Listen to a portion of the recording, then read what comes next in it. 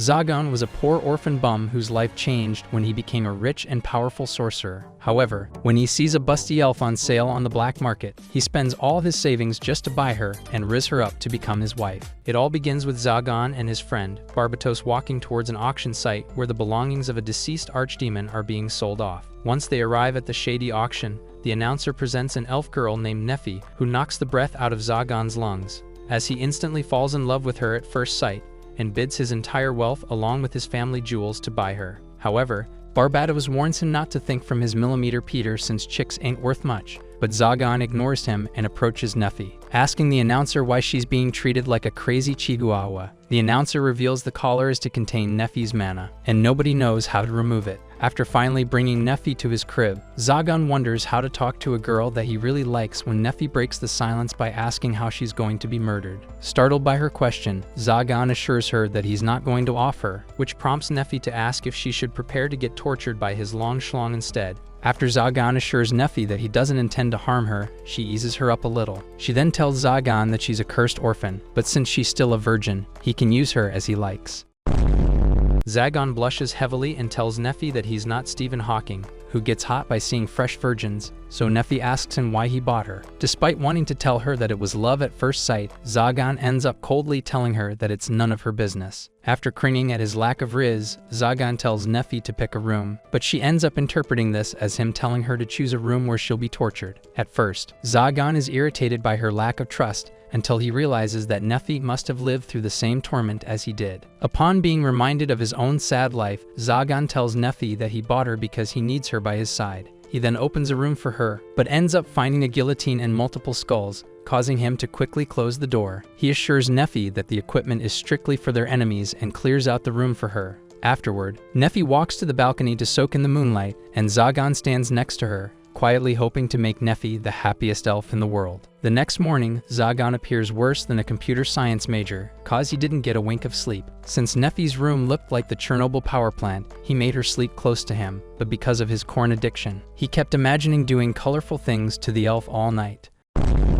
Suddenly, his stomach starts to grumble, so he heads out to procure food while Nephi wakes up to Zagan's raggedy cloak draped around her. Moments later, Zagan returns, which prompts Nephi to greet him. However, since Zagan is a loser like you who has zero huzz game, he fumbles to reply and ends up coldly telling Nephi that he got food. As they sit down to eat, Nephi asks Zagan why he is eating the same food as his slave. This startles him as he asks Nephi if what they are eating is too plain. When she reluctantly nods, Zagan realizes that instead of thinking that he is top G, Nephi must think he's actually bottom G. Then, observing the crusty beef jerky, it dawns on Zagan that this isn't proper food. However, since he grew up in poverty, he was never able to develop a taste for adequate food. As he loudly wonders what food normal people consume, Nephi giggles a little and asks Zagan if she can prepare a homemade meal for him. The moment she says this, Zagan starts blushing heavily, realizing that the girl he loves not only has the capability of emptying his nuts, but she can also keep his belly full.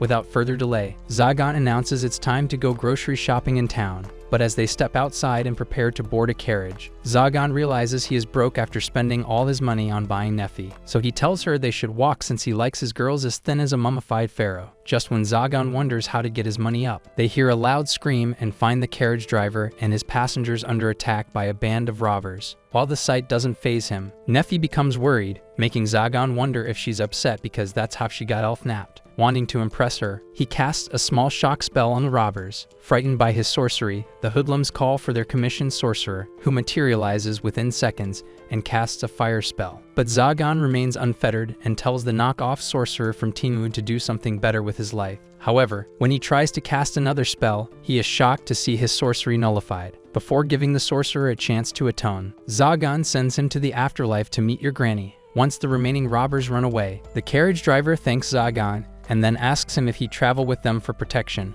offering him a bag of coins. The idea delights him as he thinks he can make easy money just by scaring away the bad guys. However, he quickly realizes that sorcerers are considered evil, and he would rarely get commissioned. He then looks at the passengers, praising Nephi for looking like an angel and wonders if they were unafraid of him because of her. After boarding the carriage, Nephi asks Zagan what made him delete those scums, and he replies that he wanted her to know that she doesn't have to fear anyone as long as she's with him. Nephi is visibly surprised by Zagan's answer, who tries to think of something smooth so he can make his way inside her love tunnel, but like always, fumbles and tells her darkly that he will show everyone just how powerful he is. After finally arriving inside the town, Zagan decides to buy Neffy any items that she would need. However, since he has no idea what girls like, he asks Neffy to pick something for herself, but the elf replies back that she doesn't need anything, causing him to sigh. Then, noticing her ugly frock, Zagan brings Neffy to a clothing store and asks the owner, Manuela, to make Neffy look like a baddie. But from the start, Zagan is treated strangely by Manuela, but he shrugs it off, knowing that sorcerers have a bad reputation. Despite the lack of hospitality he receives, Zagan is pleased to see Manuela treating Neffy with warmth. Once the girls leave for the trial room, Zagan realizes that he must do something about Neffy's collar since he saw Manuela eyeing it weirdly. Before he can come up with a solution, Manuela returns with Neffy, now wearing an OnlyFans costume, which instantly sends all of Zagan's blood down south.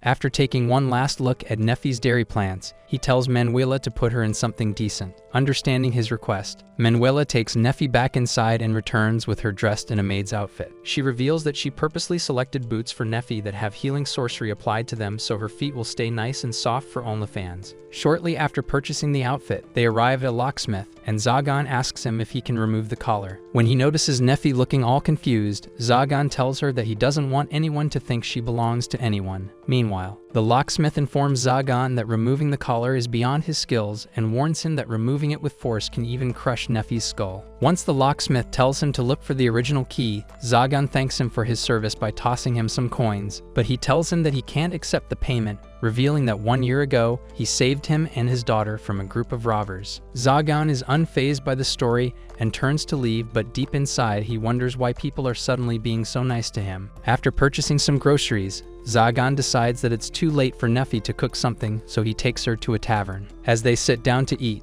Neffy asks him if he's not scared of her running away once the collar comes off. Before answering her, he thinks to himself that she has no reason to stay with him and might escape, but even then, he will free her since her happiness is what matters to him. So he tells Neffy that he doesn't care if she escapes, which makes her smile while he internally cringes at how stupid he sounded. He then notices that Neffy hasn't yet touched her food and asks her if it's not to her taste. However, she tells him that she has never dined like this before, prompting Zagan to realize that he was so fascinated by her because she reminds him of who he was before he became powerful. Since they're both new to eating proper food, they decide to help each other out, which unknowingly brings them closer. Elsewhere, a holy knight named Chastil is working when her superior, Lord Clavel, enters the room and informs her that a sorcerer named Zagan is behind the recent kidnappings that have been going around the town lately. This shocks Chastil as she recalls that a few days ago, Zagan was the one who saved her from an evil sorcerer named Face Stealer.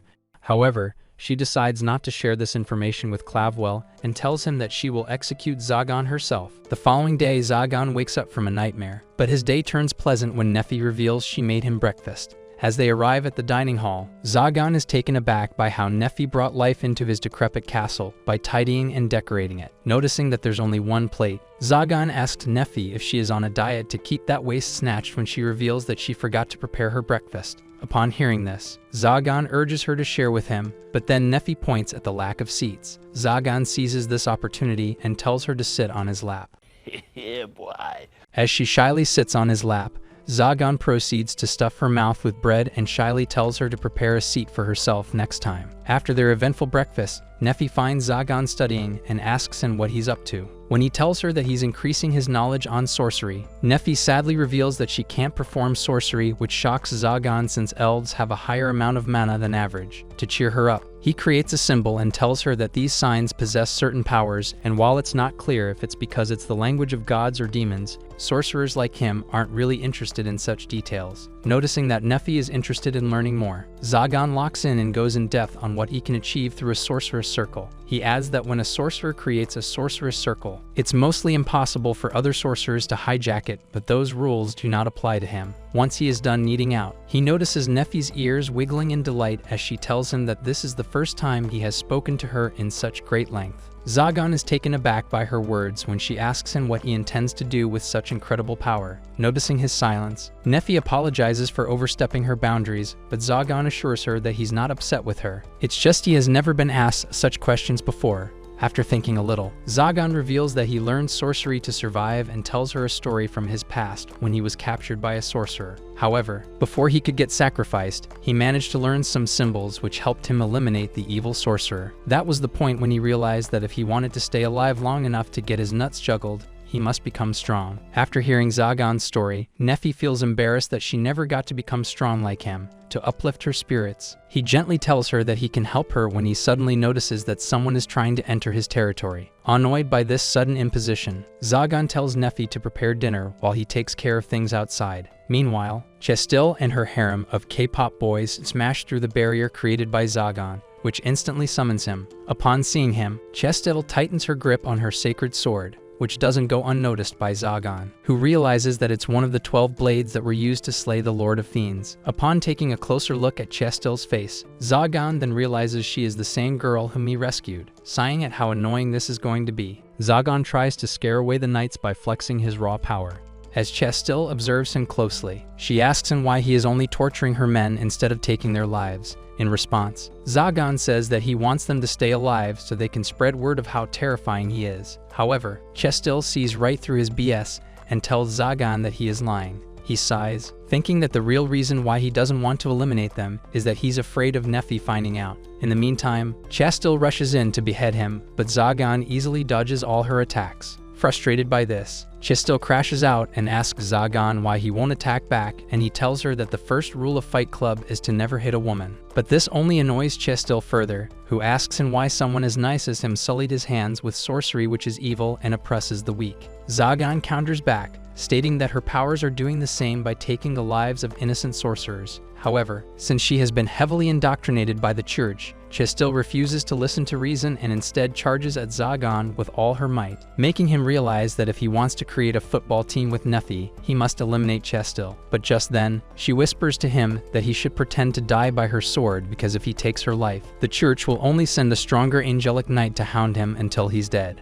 At first, Zagan has a hard time believing her, but when she tells him that she remembers his kindness, Zagan realizes that Chestil is risking a lot to keep him safe since helping a sorcerer is a serious offense in the eyes of the church. Just then, Nephi rushes out of the castle, prompting one of the knights to direct his spear at her. But before it can harm her, Zagan rushes in time and shields her with his body. Seeing him hurt, Nephi panics while Zagan assures her that he is fine when suddenly the forest vibrates as Nephi angrily tells the knights that they can't get away by hurting Zagan. With that, she gives birth to 1,000 trees that instantly crushes all the knights except Chestil. Before things get out of hand, Zagan hugs Nephi and assures her that he's fine, which snaps her out of her anger. Later that day, as Nephi patches up Zagan's hand, he thinks back to how Chestil retreated with her knights after apologizing to him for disturbing his peace. His attention then shifts back to Nephi as he asks her what was the magic that she used earlier. However, when she remains silent, Zagan backtracks and tells her that it doesn't matter because she'll always be special to him. At that moment, Nephi realizes that Zagan will never exploit her, so she tells him that she possesses a power called mysticism. Startled, Zagan wonders if magic really exists, since it's different from sorcery, as it allows the wielder to use powers without any symbols. Now curious, he asks Nephi if all elves can use magic, but she reveals she is the only one who can and tells Zagan how all the elves treated her poorly because of this. One day, when her village was attacked,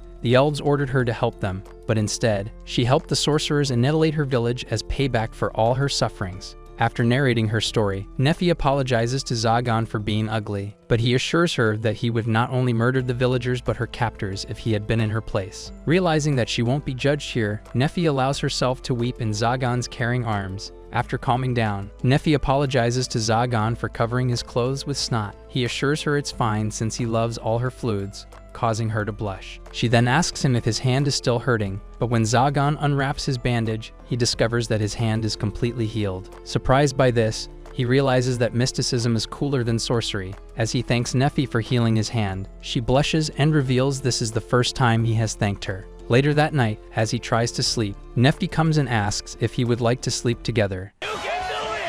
Zagan's mind is instantly filled with filling Nephi's donut with his Boston cream. However, wanting to double check, Zagan asks Nephi if she is sure, and she tells him that since he's always sleeping on the chair, his dumpy must have gone numb, and since the castle has only one bed, they can sleep together. As all his fantasies to glaze Nephi shatter, Zagan tells her that he needs to be in the throne room since it's the only place he can control his barriers from. In response, Nephi sits down and urges him to rest his head on her lap.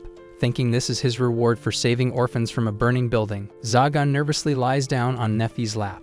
Despite being comfortable, all he can think about is crashing his face between her twin towers. After eliminating his impure thoughts, Zagan asks Nephi why she was insistent on making him comfortable, and she reveals that it was a way to show gratitude since he let her stay with him despite her crazy powers. Upon hearing this, Zagan places a hand on Nephi's ugly face and asks her if she'd like to learn sorcery. At first, Nephi is unsure until Zagan assures her that she can easily surpass him and might even learn how to control her mysticism. Still feeling nervous, she asks him if by learning sorcery she would be able to protect him, and Zagan reminds her of how she protected him against the angelic knights just earlier today. Now determined, Nephi tells Zagan that she will do her best since her goal is to protect her beloved master. This makes Zagan smile. However, he thinks it would have been better if she had her own selfish reasons to learn sorcery. Nephi then snaps Zagan out of his thoughts by hugging his face and telling him that he's a very loving man. Before she can see his tears, Zagan closes his eyes and wishes that one day Nephi would give him oral support instead of moral support.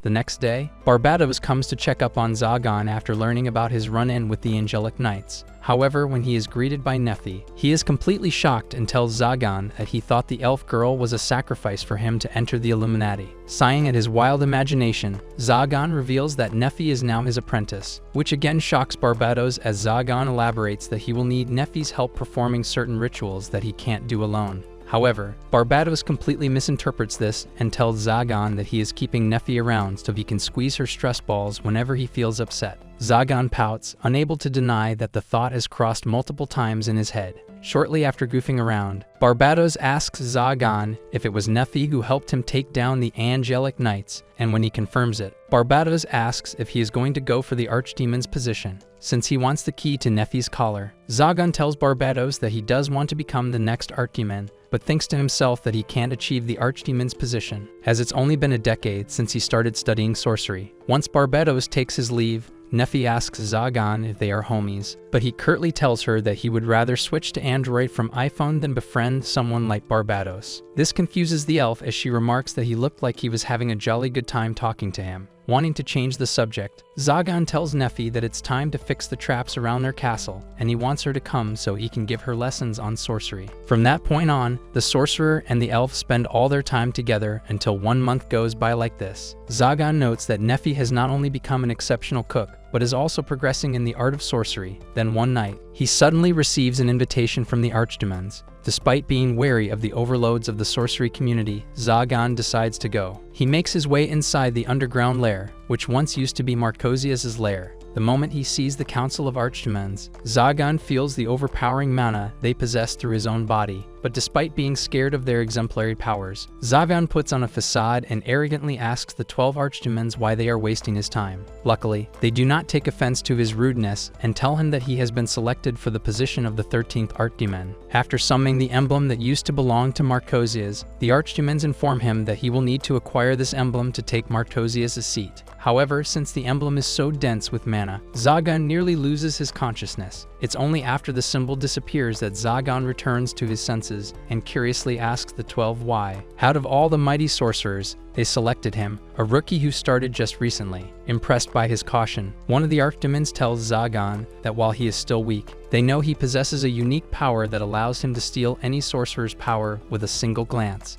At that moment, he realizes the 12 archdemons are no joke since they know every sorcerer's secret moves. Finally concluding their explanation, they tell Zagan they're sure he is going to become one of the most powerful sorcerers of all time, which is why they want him as their comrade. However, Zagan gets still cocky and asks the archdemons what happens if he steals their sorcery. All of them collectively laugh at his boldness until one of the archdemons warns Zagan to stay within his limits because they can steal everything he has ever loved. his mind instantly drifts to Nephi, and he decides to keep his mouth shut while another archdemon tells him that once he joins their ranks, the only thing waiting for him will be cold darkness. Zagan scoffs, as he has always known that a sorcerer can only have two possible outcomes. He either becomes one of the archdemons or dies in obscurity. However, Zagan wonders if he can really plunge Nephi into the darkness that he is about to inherit. When the archdemons ask him if he is ready to join them, Zagan puts forward his request, which they accept. Once that's out of the way, Zagan accepts Marcosius's emblem and becomes the 13th archdemon.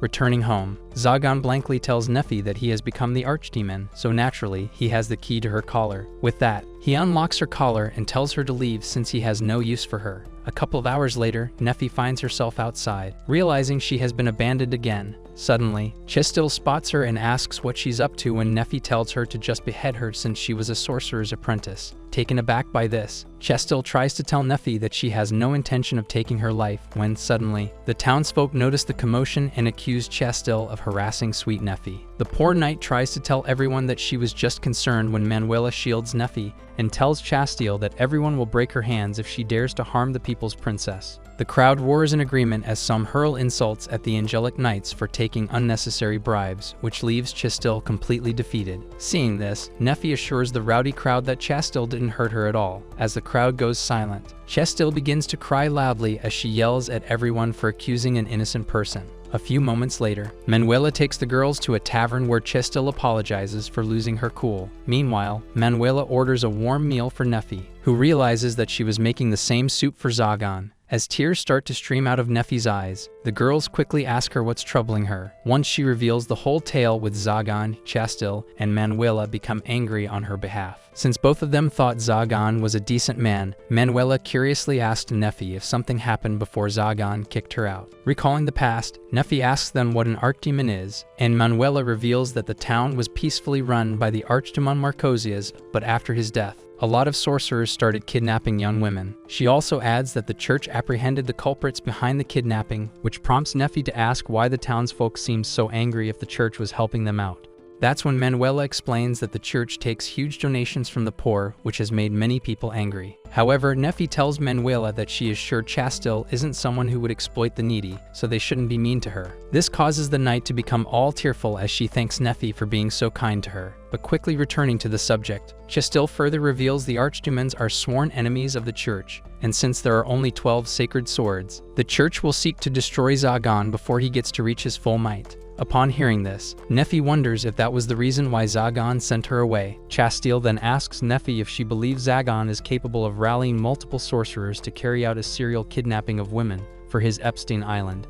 She instantly tells the knight that Zagan isn't the type of person who would harm the weak. However, Chastil already knew that since her fight with Zagan proved that he was a feminist who would never attack women. When Manuela teases Chastil for having a crush on Zagan, she blushes and says that Zagan just looked like someone who needs a forehead kiss and some cookies. This surprises Nephi, who admits that she never thought anyone else would notice how deep down Zagan is a heartbroken boy who just needs love. Now overwhelmed with emotions, Nephi announces that she is going back to her master because even if he's strong, he can still feel pain. Along with her, Chastil rises and reveals that she is going to do her best to prove that Zagan isn't the one kidnapping women. On that note, Manuela announces they are all friends now, and if they need to vent, they can drop by her shop. Just then, Chastil's subordinates arrive at the tavern, but upon seeing Nephi, they turn into complete wussies when all of a sudden, an ominous darkness engulfs the room. Chastil acts quickly and pushes Manuela out of the room while the darkness introduces himself as Zagan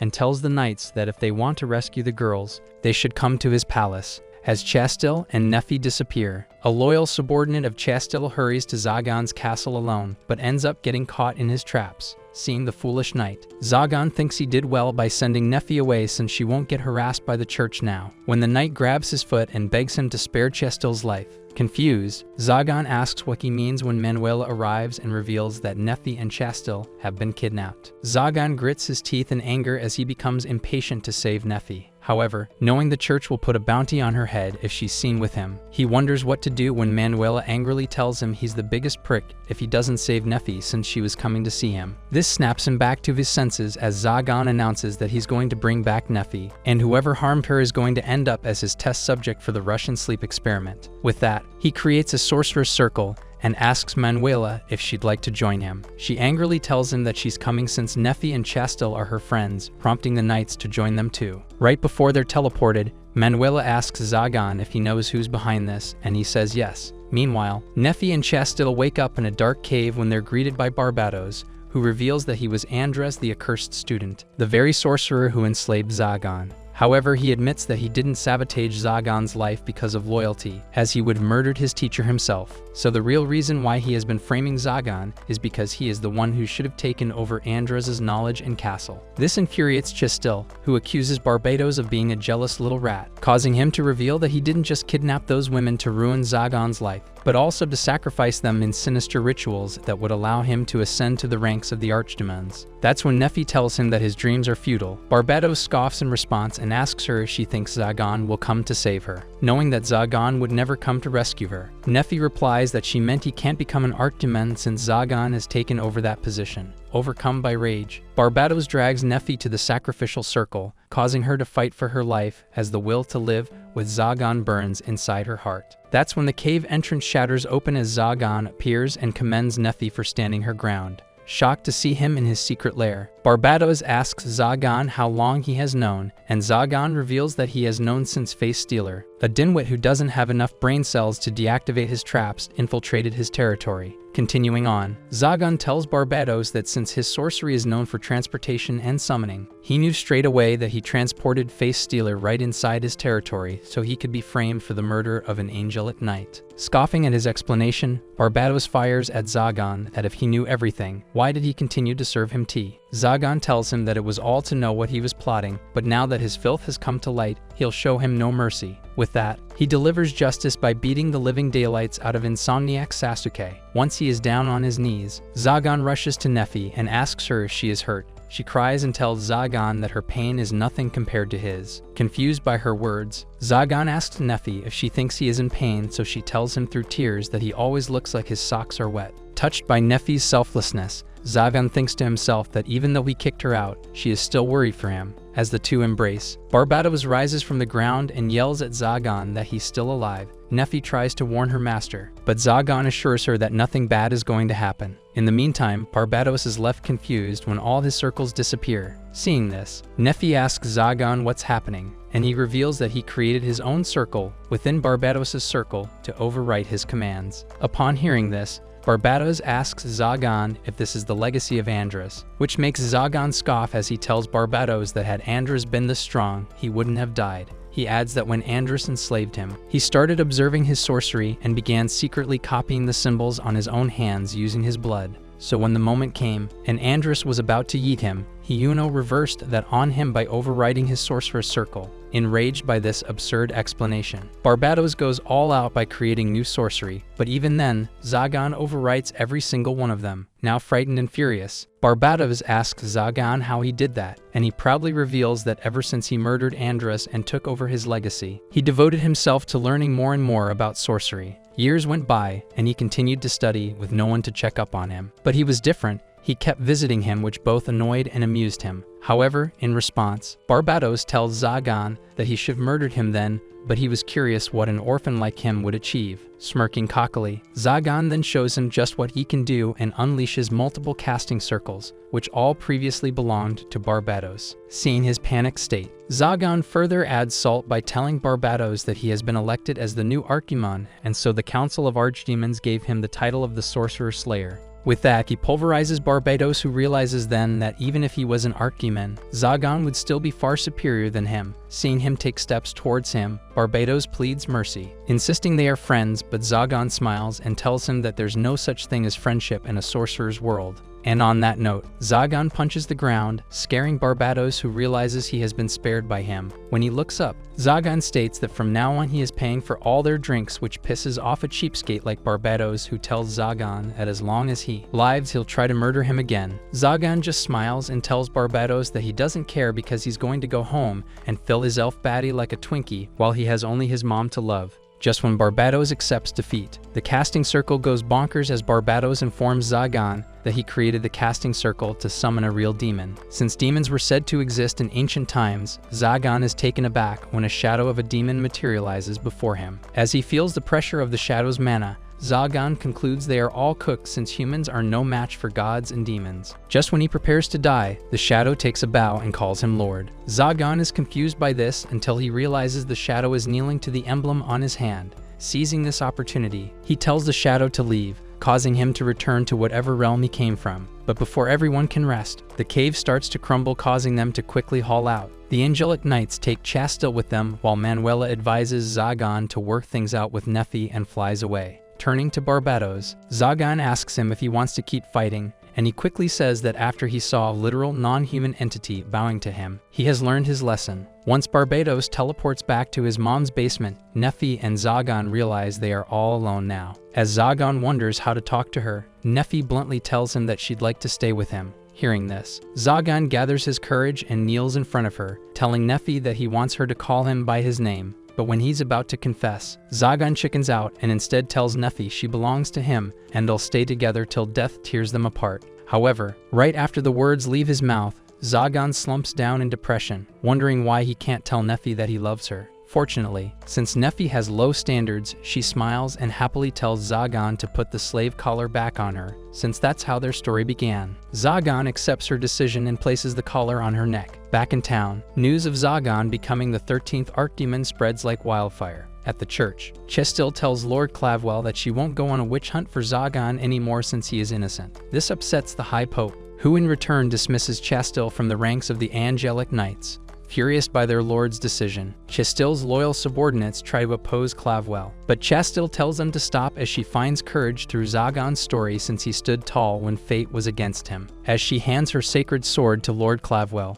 Chastil thinks to herself that this is for the best. She has become an angelic knight to help the weak, but somewhere along the way, she became a puppet of the church and only raised her sword when it was ordered by her higher-ups. However, seeing her bleak face, Clavwell assures Chastil not to lose hope as he is on her side. Surprised by this, Chastil asks Clavwell what he means, and the old man reveals that since the sacred swords choose their own wielders, he is sure her punishment will be uplifted since she is one of the chosen ones. But with that, he warns her to be patient since he can only protect her politically. Confused, Chastil questions Clavwell if everything is okay, and he tells her that one of the worst wielders of the sacred swords, Raphael, is headed to their town. The look of horror covers Chastil's face as she realizes Raphael is coming to purge her along with all the sorcerers. 2 weeks later, Zagan closes his book and wonders what the emblem of the Archdemons means. He has been searching for answers since Upgrade from Ben 10 Universe called him his lord. However, since he hasn't had any luck so far, he shuts the book in anger until he notices Nephi tiptoeing around the room. Zagan instantly realizes that she is trying to surprise him, so he quietly observes,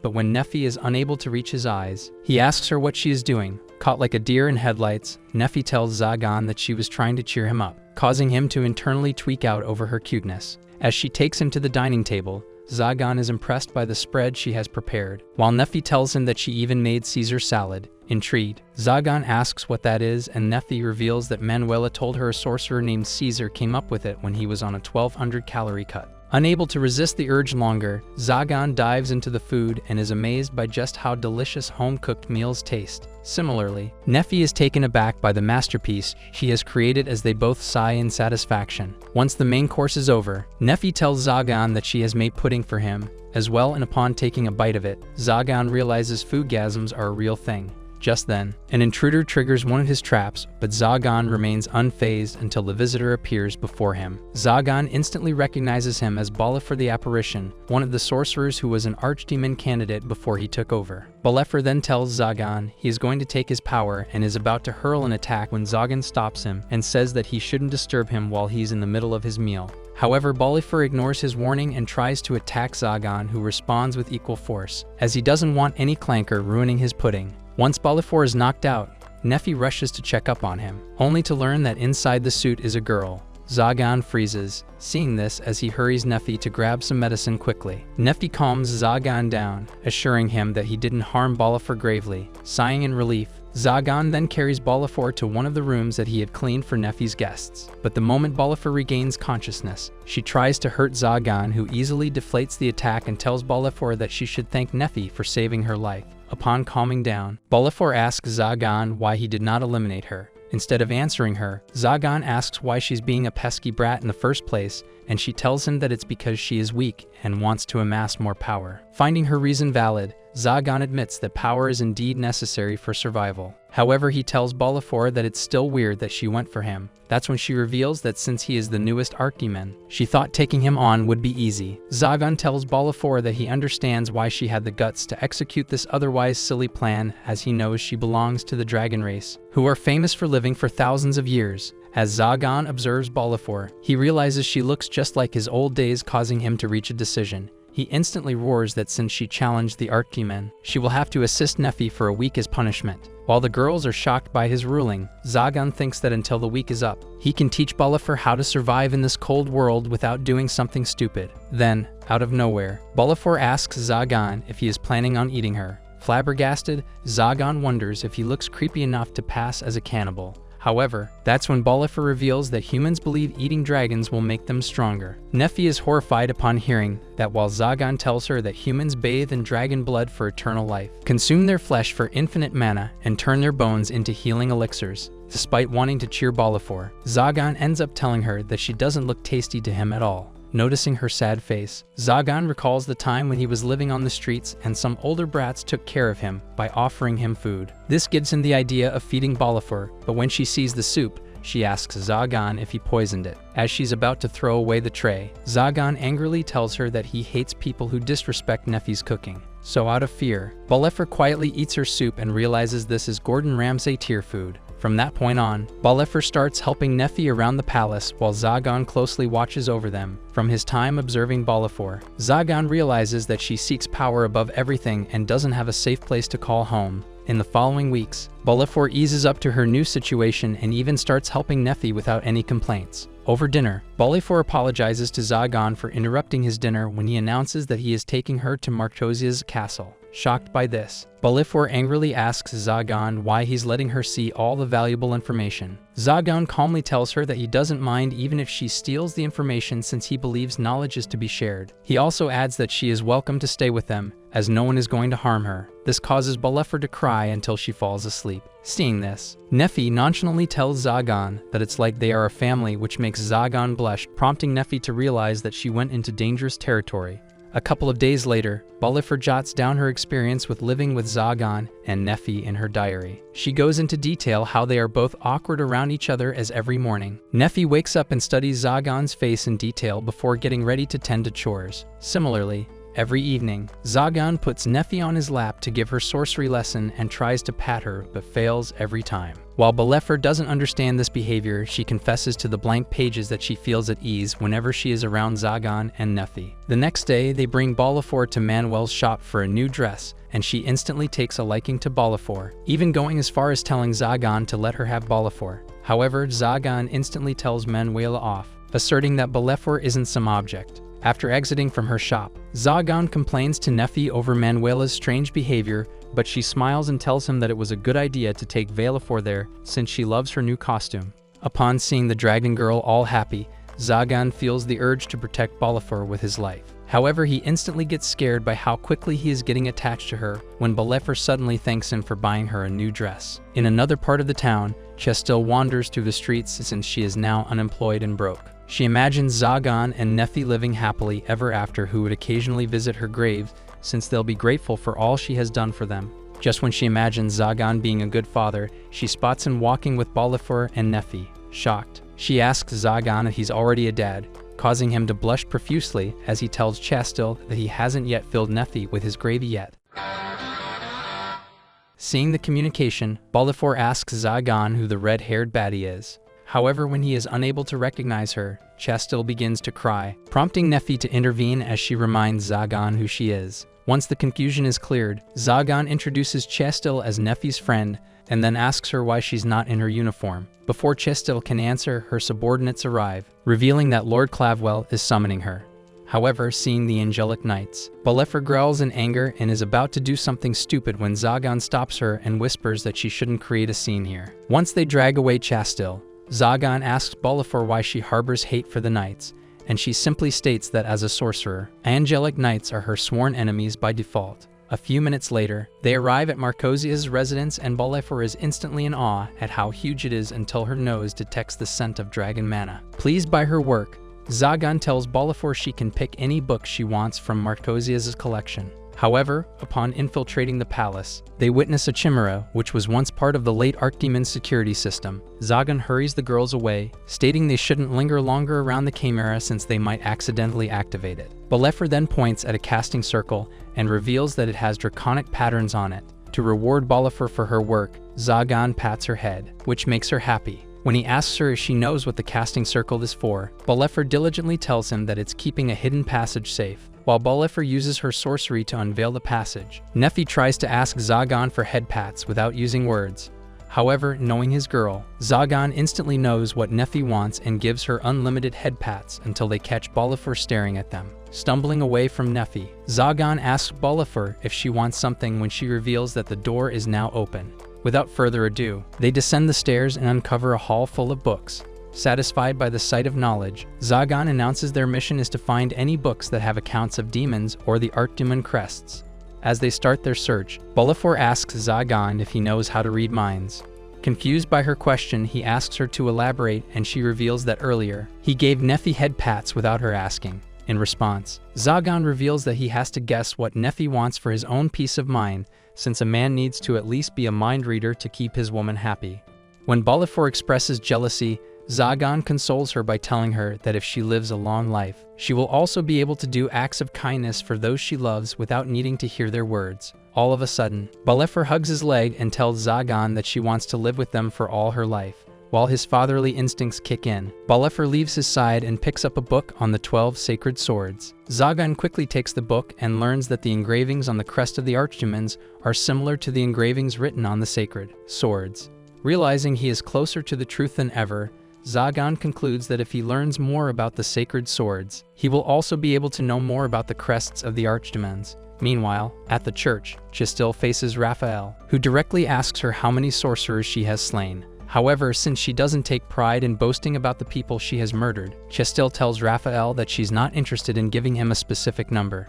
Amused by her boldness, Raphael tells Chastil that he's going to reward her by sending her straight to heaven, but before things can escalate, Clavwell arrives. He warns Raphael not to harm Chastil, but the old sod tells Clavwell that he's going to behead Chastil, so her sacred sword can choose a new master. Not knowing what to do, Clavwell hands Chastil her sword to save her life from Raphael, but she can't help but think Raphael manipulated the situation so she could have her sword back. That evening, Zagan shares a drink with Barbatos, who tells him that everyone is talking about how he has adopted a girl. Once Zagan confirms the news, Barbatos laughs but then turns serious and reveals that Raphael has been tasked to behead him, the new Archdemon. When he adds that Raphael has slain 499 sorcerers, Zagan asks Barbatos if it's possible for a knight to murder that many high-ranking sorcerers. That's when Barbatos reveals that Raphael has consumed dragon meat, but since the church doesn't approve of such methods, this is all just said to be a rumor. Suddenly, the door to the pub flings open as Zagan asks Barbatos to give him the description of Raphael.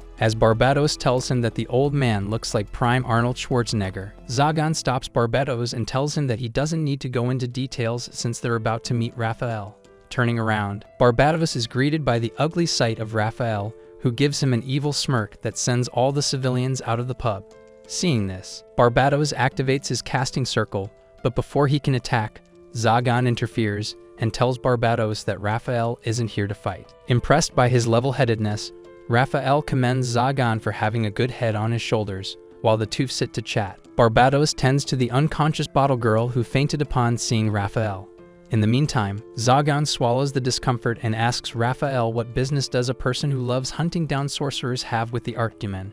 In response, Raphael tells Zagan that he knows he is involved with an angelic knight, and then clears that contrary to the rumors, he doesn't enjoy hunting down sorcerers. Zagan is surprised by this while Raphael continues to ask him about Chastil and whether he considers her as strong. When he reveals that he finds Chastil a formidable knight, Raphael states that she poses a threat to the church since she refused to join the hunt against him, the newly appointed Archdemon. This upsets Zagan, who wonders why Chastil would risk her life to protect him while in the meantime. Raphael announces that the church is trying to eliminate Chastil. With that, he stands to leave when Zagan stops him and says that the town now belongs to him, so if he creates a ruckus by sliming anyone, he won't go easy on him. Raphael laughs at this arrogance and tells Zagan that he is exactly the kind of evil that should be eliminated. Once Raphael leaves, Zagan breathes out in relief but tells Barbatos that he doesn't like the old sod. In response, Barbados urges Zagan to eliminate Raphael when he has the chance to, but he turns down the suggestion. Instead, Zagan tells Barbados to go check up on Chastil, which annoys him since she is an angelic knight. But Zagan ends up convincing him by telling him that he's going to give him extra totems from Marcosius's collection. Now sold, Barbados teleports to check up on Chastil, but not before telling Zagan that he's going to regret this. Returning to the castle, Zagan finds Nephi still awake, waiting for him. When he tells her to go to bed, Nephi shushes him and points at a sleeping Bolifer. She then reveals to Zagan how Bolifer helped her carry all the books from Marcosius's library since she was happy that he let her stay with them. Seeing her sleeping, Zagan smiles until he connects the dots and wonders if Bolifer hates angelic knights because Raphael murdered her parents. Just when he is mulling over the decision to slime Raphael for Bolifer, Nephi tells Zagan that she wants to stay with him and Bolifer for 1,000 years as well. Zagan quickly tells her that she would, of course, be with them when they suddenly notice how close they are to each other. Zagan's heart starts disco dancing as he notices how beautiful Nephi looks up close. Feeling a hurricane in his skinny jeans, Zagan reaches for Nephi's face and is about to kiss her when Barbados appears out of his teleportation circle in a rush. However, before he can relay the news he has, Zagan angrily tells him that he's about to turn him into minced meat. Confused by his reaction, Barbados then reveals an unconscious Chastil and tells Zagan that her drink was poisoned. Seeing this, Zagan ushers Nephi to heal Chastil when Bolifer wakes up and notices the sacred sword. Burning with fury, she rushes to attack Chastil, but before she can harm her, Zagan stops her and states that Chastil is his guest. Irritated by his interruption, Bolifer reveals that someone with a sacred sword murdered her parents, and that's why she became a sorcerer, to avenge her parents. However, Zagan calmly tells her that she could murder Chastil, an innocent knight, but it wouldn't quench her thirst for revenge since the true culprit would still be out there. Despite this, Bolifer remains angry and asks Zagan what does he even know about revenge. Understanding her frustration, Zagan tells Bolifer that instead of swiftly eliminating her enemy, she should make them suffer endlessly and only until she is satisfied by their misery, she should game end them. Now shuddering in horror, Bolifer asks Zagan if he took revenge on someone and he reveals that he murdered his enslaver, but since he didn't get to torture him, he wasn't satisfied at all. However, he tells Bolifer that she doesn't need to worry since his castle is filled with torture equipment that would deeply excite Japanese scientists from World War II.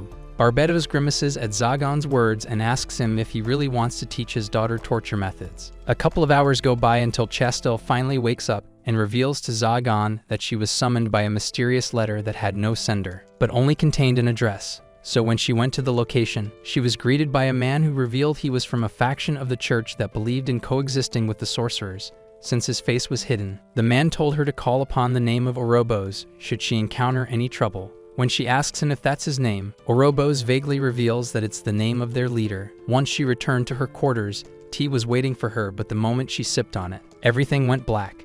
Now in the present, Chastil asks Zagan to stay with her, but since he doesn't want to indirectly cheat on Nephi, Zagan takes a chair and faces towards the wall while Chastil gets a good rest. The next day, she finds herself in a maid's outfit as Zagan reveals that while she can stay, she will have to help Nephi and Bolifer around the castle. Chastil initially throws a tantrum since she had never picked a broom before until her eyes land on Bolifer looking at her angrily. When she asks Zagan what Bolifer's deal is, he informs her that Bolifer's parents were murdered by an angelic knight, so she naturally hates all of them. From that point on, Bolifer unleashes a plethora of pranks on Chastil, who always ends up crying due to Bolifer's cruel pranks. Then one night, Zagan tells Bolifer to tone her pranks down. While Bolifer quietly listens, Zagan tells her that he understands her pain, so if she ever goes on a mission to hunt down her parents' murderer, Nephi and he would be waiting for her. That night, Nephi wakes the whole castle up with her screams as she reveals Bolifer has disappeared. Before she decided to leave, Bolifer documented her final conversation with Zagan in her diary. She wrote how he was willing to wait for her, and when she'd finally be ready, she could come back and live as Nephi and his daughter. However, despite the offer, Bolifer couldn't forget nor forgive the man who took her father's life, so she chose vengeance like Sasuke Uchiha and abandoned her Team 7. Now in the present, Bolifer flies over to Marcosius's castle to find something that will help her combat a sacred sword. However, just as she enters the castle, a voice catches her off guard. When she turns to look, she is enraged to find Raphael, the man who not only murdered her father but also ate him in front of her. But when Raphael fails to recognize her, Bolifer flies into a fit of rage and rushes to attack him.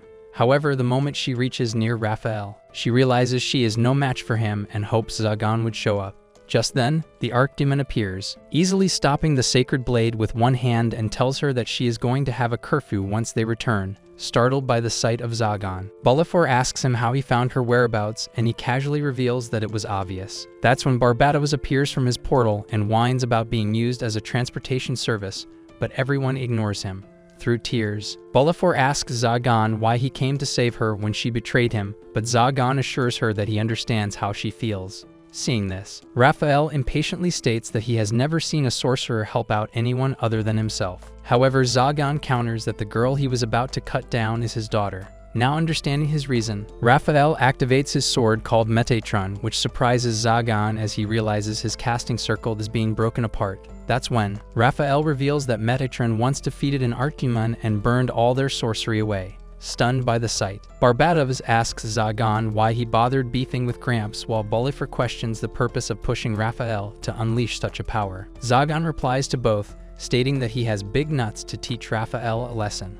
With that said, he calls upon a better casting circle and faces Raphael without backing away. Seeing how his sorcery is intact, Raphael wonders why his blade is unable to eat his sorcery. Enjoying his confusion, Zagan reveals that he learned this spell from Archdemon Marcosia's legacy, which allows him to draw mana from the environment to keep his casting circle intact. However, after 3 continuous blows from Raphael, his spell, Heaven's Seal, breaks apart, but Zagan doesn't lose his confidence as he asserts that next time, he will further develop the spell. This shocks Barbatos, who angrily warns Zagan not to show off in the midst of battle, but Zagan nonchalantly states that this attitude is what makes him a total Giga-Chad. In the meantime, Raphael composes himself from Zagan's attack, which surprises Zagan since he thought Raphael wouldn't be able to stand after his blade failed to crush him. Meanwhile, at the castle, Chestil learns about Bolifer's disappearance and is about to join Zagan in his fight when her feet refuse to take another step. She wonders what she should do since all her life she has trained to be an angelic knight, so as she aligns herself with a sorcerer, she would be betraying her purpose. As Chastil falls to her knees, she tells Nephi she and ease her, which prompts Nephi to say the same thing to her. This, however, makes Chastil laugh bitterly as she asks Nephi what's enviable about her. In response, Nephi reveals that she has the guts to go after Zagan, which confuses Chastil, who states that she has free will to do that as well. However, Nephi tells her that as a trad waifu, her duty is to be at home and make sure the house is welcoming for Zagan. Breaking down in tears, Chestil admits that she doesn't know what to do since she wants to use her blade to fight alongside Zagan, not to oppose him. Hearing this, Nephi gently tells Chastil that it looks like she already knows what she wants to do. Noticing the change in the elf's demeanor, Chestil tells Nephi that she is a better wife than Erica Kirk, since she has grown wiser after loving and being loved by Zagan. In the meantime, Zagan is shocked to see Raphael's wounds healing right before his eyes. He then realizes that eating dragon flesh has granted Raphael this immunity, which prompts him to tell Bolifer that she should plan ways of torturing Raphael since he won't die easily. Upon hearing this, Raphael wonders why he is getting so much hate when Bolifer states that he murdered and ate her father, Orobos, right in front of her. Upon hearing the name, all 3 men are shocked since Orobos was a wise sage who used his powers for good. Meanwhile, Bolifer continues by revealing that the last time she saw her father alive was when a group of angelic knights came to him and he flew away with them. After 7 days, she went to look for him, and only then she found an ugly man drinking his father's blood and cannibalizing his corpse. Upon learning that Bolifer is Orobos' daughter, Raphael rushes to murder her, but before he can, Bolifer unleashes a powerful spell. But when the dust settles, everyone is surprised to see Chastil holding back Raphael with her sword. Stunned by how she managed to deflate Bolifer and Raphael's attack at the same time, Zagan urges his daughter to give Chastil a chance to speak to her. Seizing the moment, Chastil apologizes to Bolifer for intruding upon her home and making her relieve her trauma. Once she is finished, Zagan intervenes and asks Raphael what's going on, since he could sense his bloodlust vanish the moment Orobos' name was uttered. Chastil also steps forward and tells Raphael that she has a hunch he was the man who invited her to join the Reconciliation faction. As Zagan pushes the old man to justify himself, he suddenly feels a dark miasma coming out of Marcosia's castle. Just then, the guard Chimera from the castle appears as Zagan realizes that he is eating up mana from the environment and won't stop until he has sucked everything and everyone dry. Before the Chimera can destroy Bolifer, Raphael uses his own body to shield her. This shocks everyone while Zagan makes quick work of the stupid Chimera.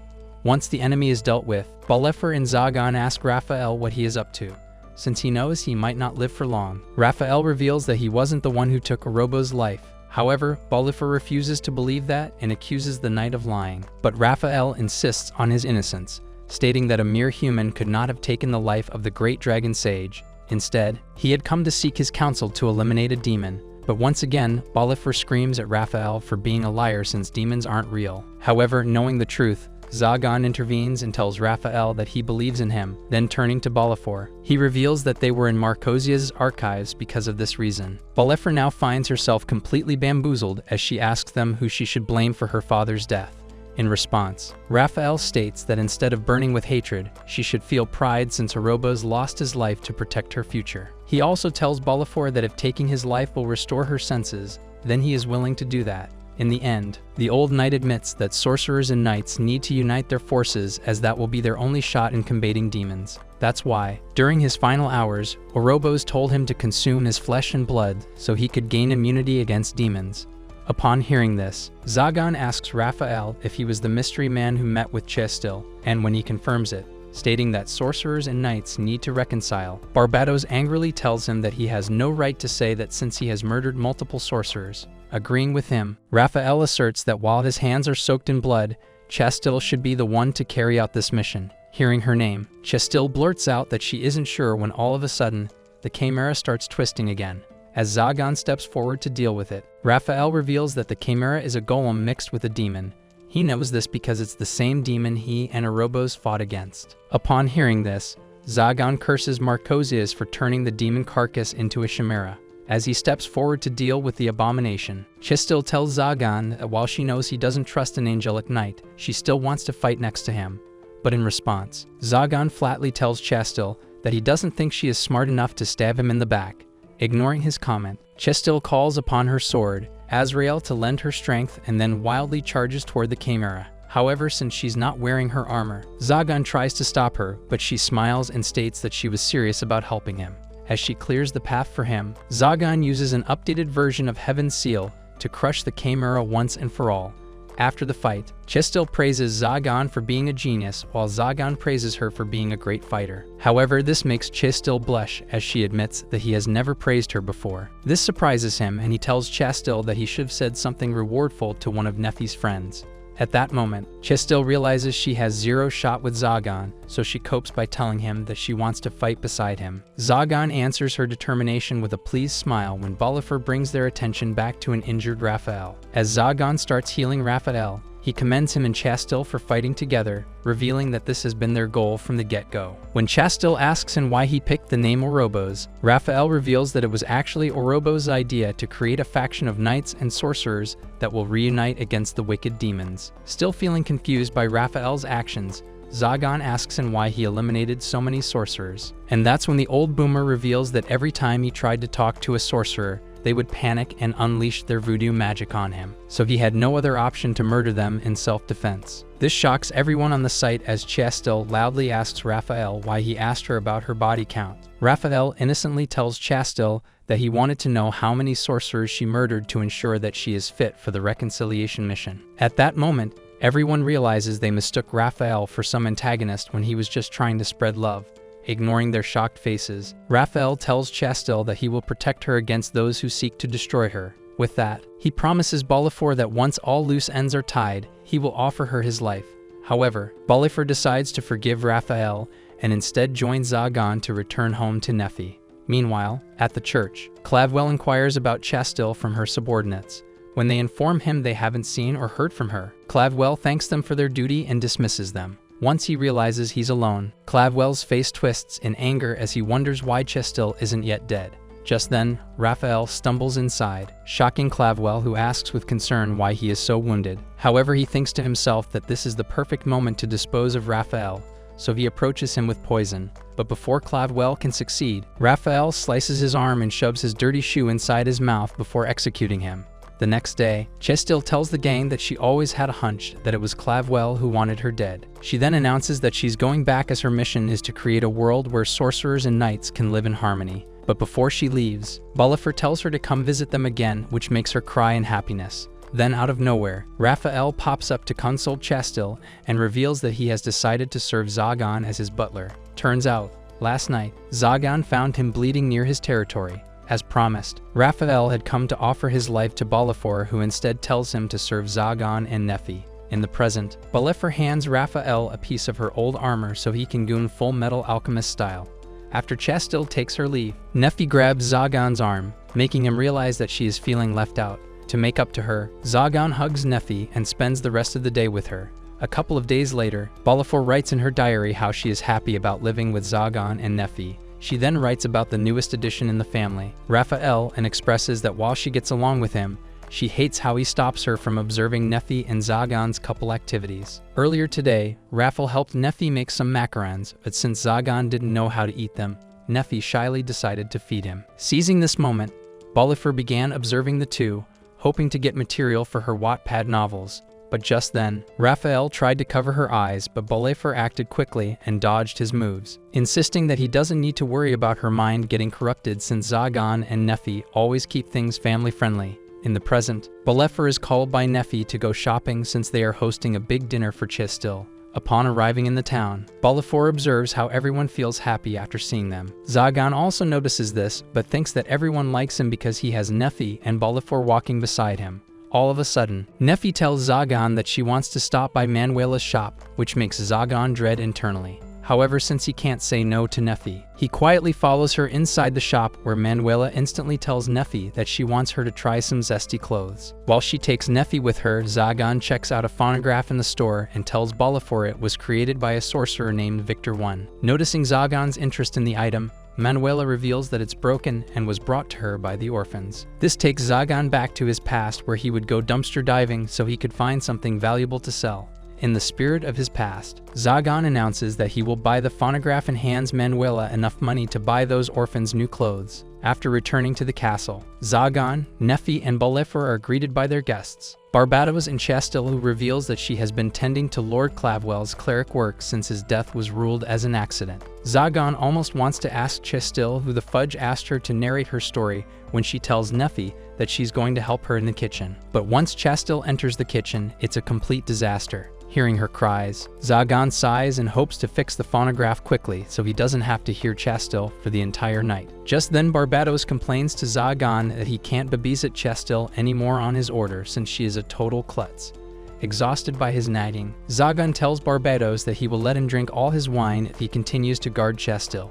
Meanwhile in the kitchen, Nephi masks the grave mistake of trying out Chastil's soup and instantly gets the urge to call her an idiot sandwich. Outside, Zagan fixes the phonograph, allowing the squad to soak in some cool jazz. Once dinner is served, Barbados, now completely tipsy, trolls Chastil for sleeping with a stuffed toy, which surprises her, and she asks Barbados how he knows such confidential information. Before Chastil can find out that Barbados has been hired by him, Zagan throws a fork at him as warning. Nephi quickly jumps in to salvage the situation by telling Chastil that Barbados has casually been observing her, since he was the one who brought her to their castle when she was poisoned. As the trolling and jokes roll on all night, Zagan smiles and later returns to his throne room. Nephi comes to check up on him when Zagan suddenly asks her if she would like to dance. Nephi instantly agrees, and as the two brace each other, they realize they don't know how to dance at all. Observing this, Raphael helps Zagan to get his groove on, and once he is all set, the old knight returns to his quarter with a sleeping Bolifer. That night, Nephi and Zagan dance to their heart's content, and the next day Zagan decides to place the phonogram on the town street so everyone can enjoy the beautiful symphony. Do you want a busy elf girl too? Comment music, and as always, like and subscribe for more.